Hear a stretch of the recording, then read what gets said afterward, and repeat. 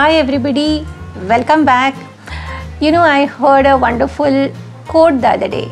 It said, life is not about how many breaths one inhales, but how many moments in a day take your breath away. And that's exactly what watercolors do to me. They take my breath away when I see the color mixing. And I'm so excited to share this journey with you in a very step-by-step simple process. So let's begin our journey of adding colorful happy moments to our day right now. So the first assignment, as I said, is understanding the paper, and this is what we'll be doing. Try and understand how this paper works when the surface is dry, when the surface is damp, and when the surface is wet. Wet on wet is supposed to be the heart and soul of watercolors. If you can master this, you become a master of watercolors. So that's our destination. We already know our destination, and let's begin our journey. So what I have done in my sketchbook is I have created 5 small squares with pencil in order to dampen this space. Because I have been engaging in the medium since the past 20 years, if at all I apply water on this surface, my eyes can see it. But for a novice, it is difficult to see where has the water been applied, because even the water is transparent and so is the paper white in color.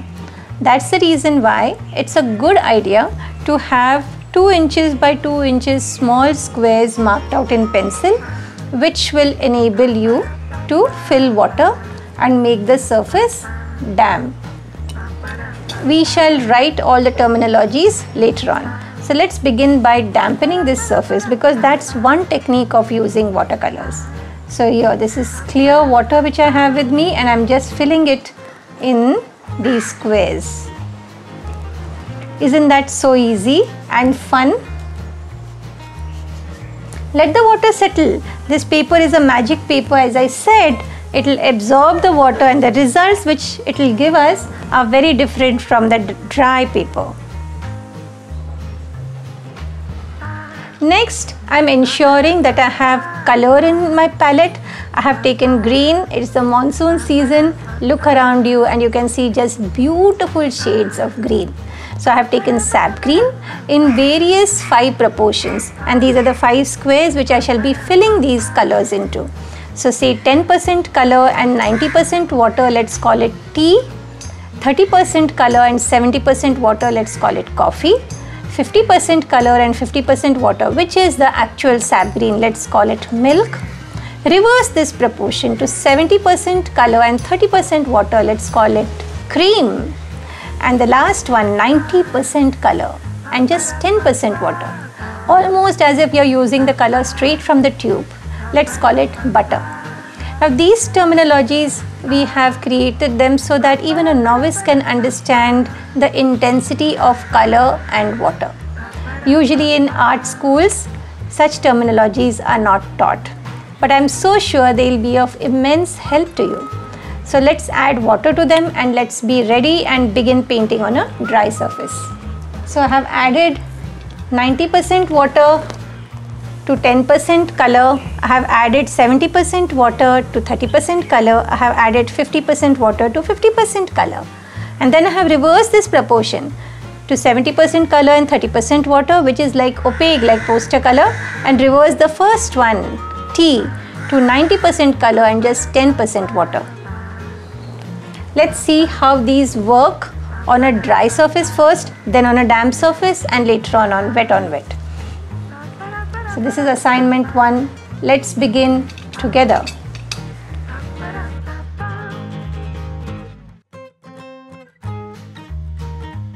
With my brush and color, I have drawn a simple square, not using a ruler.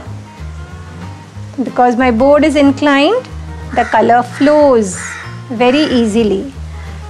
It's extremely therapeutic to feel the flow of colors.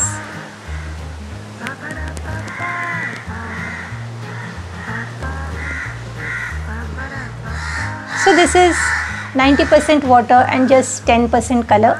Sap green, let's call it tea. Moving ahead, 30% color and 70% water, let's call it coffee. A little darker shade of sap green.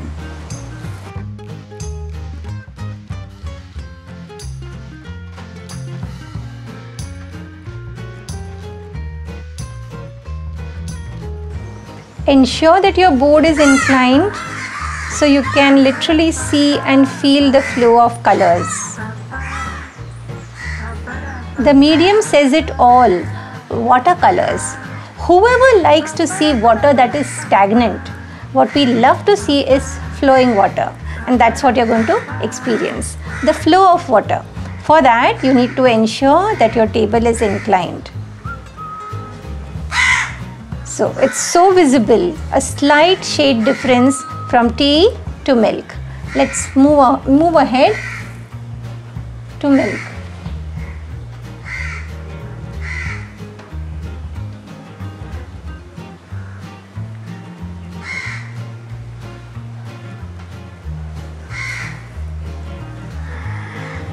This is the actual sap green, the way it needs to be used, with 50% water and 50% color.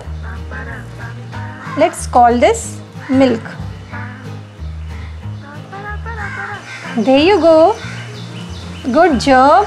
If you're following me, we have done 3: tea, coffee and milk.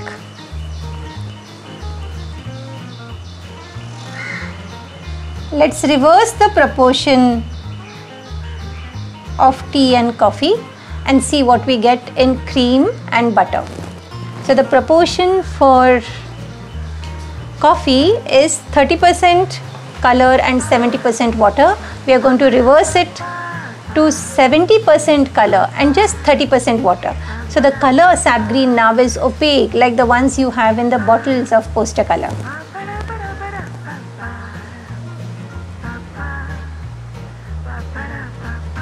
You'll experience this, that the color doesn't flow, the color doesn't move now because it has become thick. That's the way you're using it. I would suggest just draw a square with color without using a ruler, because these are engagements wherein I want to enhance your spontaneity. The minute you go down to a ruler and a set square, you are getting back to the rigidity. So enjoy the spontaneity, enjoy the flow, and that's the magic of any art. So you can see, a slightly greater level of color which you can always tip with the brush. And that's the reason why you need a rag handy in your left hand in case you are a righty. It'll change in case you're a lefty. And the last one, we are using 90% color and just 10% water, exactly as if it is out from the tube.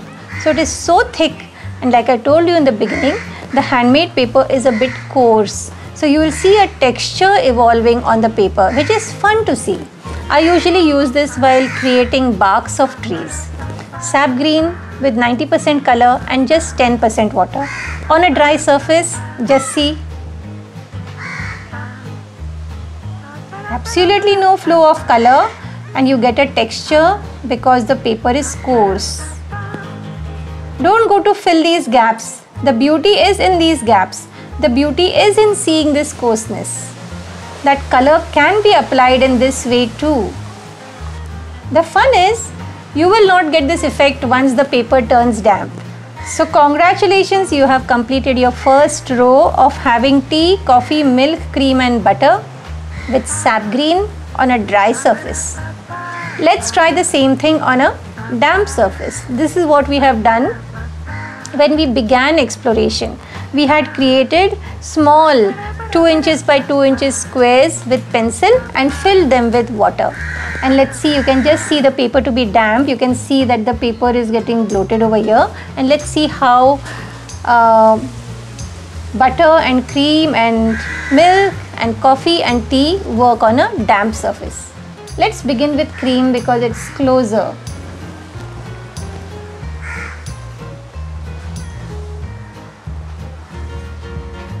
You can distinctly see a difference in the square above and the square below.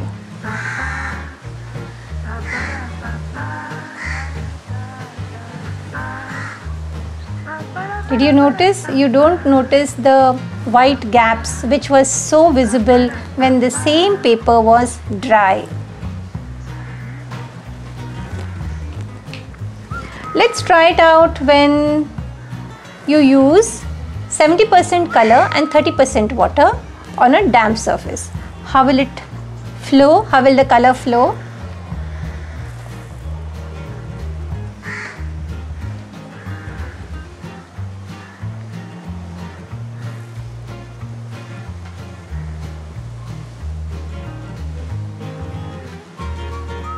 Coming to milk, which is 50% color and 50% water.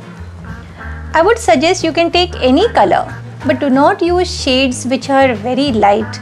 The reason being, you will not be able to see the variation of tonal values. And the fun is in seeing those variations. So use a darker shade. Any dark shade, even yellow ochre could be better than lemon yellow.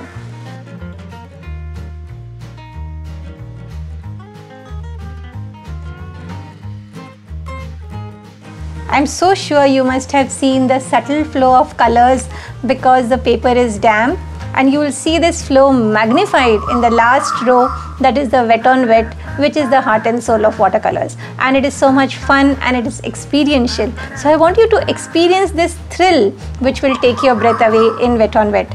Just 2 minutes and we shall begin.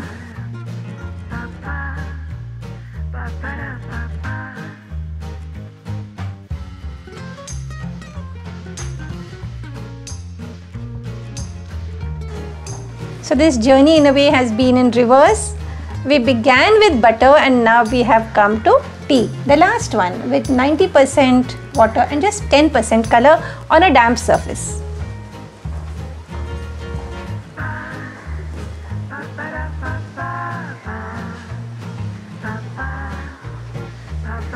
Done. You're done with 2 rows and you have experienced the magic of how does it feel to use one single color on a different surface. We used it on dry, we used it on damp, and you can literally see and feel the variation in one single color.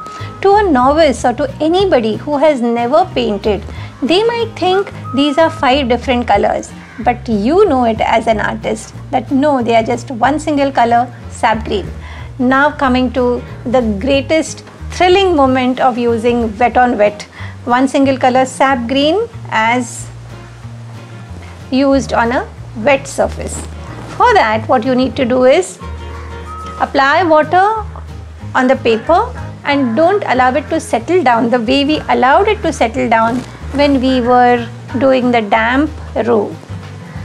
So here I'm just tipping this water with a dry brush and wiping it with the rag so it looks even.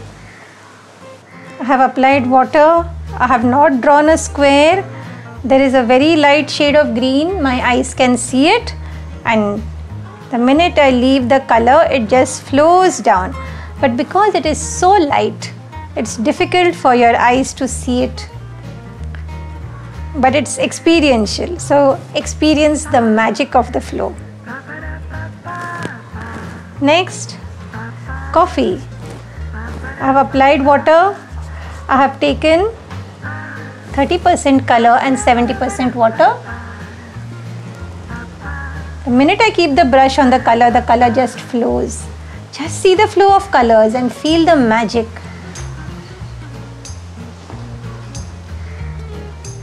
It's advisable not to make it even. Just enjoy the flow of that color. Usually what students do, they tend to make it even by filling in the white gap. That's not the intention. My intention is to enable you to feel this thrill of the flow of watercolors. So ensure that you feel that in the first assignment itself. Here you will see it from milk onwards, you will be able to experience it more clearly because the color gets a bit thicker. So here I have water on the handmade paper and I'm using color like 50% color and 50% water. Milk. Just see this, how it flows. fun. It is this that takes my breath away, and it is this feeling that draws me to the medium every single day.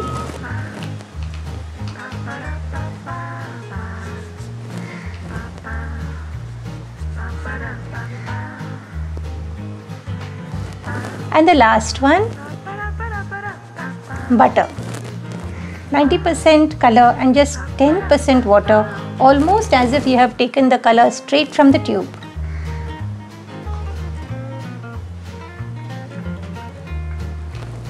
So you can see a comparatively darker shade compared to the initial ones. So this is your assignment 1. Done with it. Tea, coffee, milk, cream and butter on dry, damp and wet surface.